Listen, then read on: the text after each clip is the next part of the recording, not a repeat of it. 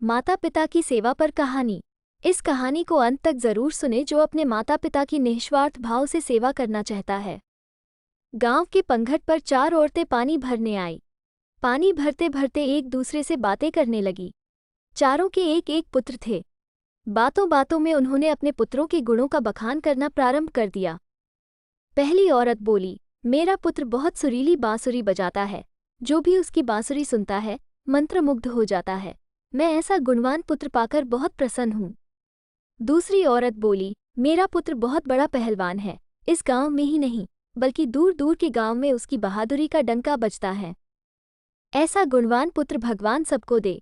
तीसरी औरत कहाँ पीछे रहती। वो बोली, मेरा पुत्र कुशाग्र बुद्धि है। उससे अधिक बुद्धिमान इस पूरे गांव में नहीं। लोग अपनी समस्याएं लेकर उसके पास आते हैं। मैं ऐसा पुत्र पाकर धन्य हो गई। चौथी औरत ने सबकी बातें सुनी लेकिन कहा कुछ भी नहीं। इस पर वे औरतें उससे कहने लगी, बहन तुम भी तो कुछ कहो ना, तुम्हारे पुत्र में क्या गुण है? कोई न कोई गुण तो उसमें अवश्य होगा। वो औरत बोली, क्या कहूँ बहनों, मेरे पुत्र में तुम्हारे पुत्रों की तरह कोई गुण नहीं है। उसकी बात सुनकर तीनों औरतों ने गर्व ने अपना सिर उठा लिया। कुछ देर में सबने पानी भर लिया और वापस जाने के लिए अपना अपना घड़ा उठाने लगी।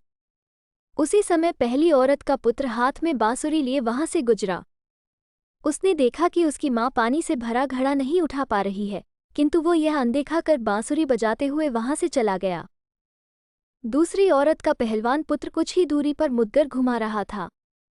उसकी माँ कुएं से घड़ा उठाकर जैसे ही उतरी, उसका पैर फिसल गया। किसी प्रकार वो संभल गई, किंतु पहलवान पुत्र अपनी माँ को नजर उठाकर देखने के बाद भी उसके पास नहीं आया और अपनी कसरत में लगा रहा। तीसरी औरत का पुत्र भी वहां से किताब पढ़ते हुए निकला। उसकी माँ ने उससे कहा, पुत्र मैं दोनों हाथों से घड़ा पकड़े हुए हूँ, ये रस्सी जरा मेरे कंधे पर डाल दे। लेकिन वह अपनी माँ की बात अनसुनी कर वहां से चला गया। तभी चौथी औरत का पुत्र वहां आया। अपनी माँ के सिर पर घड़ा देख वो उसके पास गया और उसके सिर से घड़ा उतारकर अपने सिर पर रखकर चलने लगा। कुएं के पास बैठी एक बुढ़िया ये सब देख सुन रही थी।